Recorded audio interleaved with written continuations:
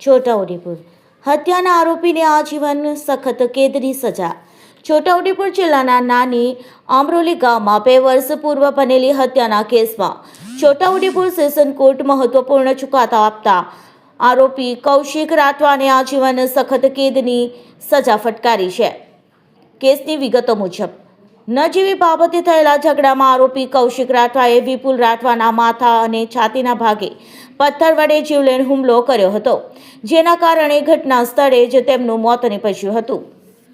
આ સમગ્ર કેસમાં કરાલી પોલીસ મથકના પીએસઆઈ દેવાંગી પંડ્યા દ્વારા કરવામાં આવેલી સઘન અને અસરકારક તપાસ તેમજ જિલ્લા સરકારી વકીલ સોનલ દેસાઈ દ્વારા રજૂ કરવામાં આવેલી ધારદાર દલીલોને ગ્રાહ્ય રાખીને છોટાઉદેપુર સેશન કોર્ટ આરોપીને આજીવન સખત કેદની સજા ફટકારી છે. આ ઉપરાંત કોર્ટ માનવતાના અભિગમ સાથે ભોગ બનનારની માતા અને પત્નીને ₹5 લાખનું વળતર ચૂકવવા જિલ્લા કાનૂની સેવા સત્તામંડળને ભલામણ પણ કરી છે. રિપોર્ટર મોહસિન સુરતી, છોટાઉદેપુર.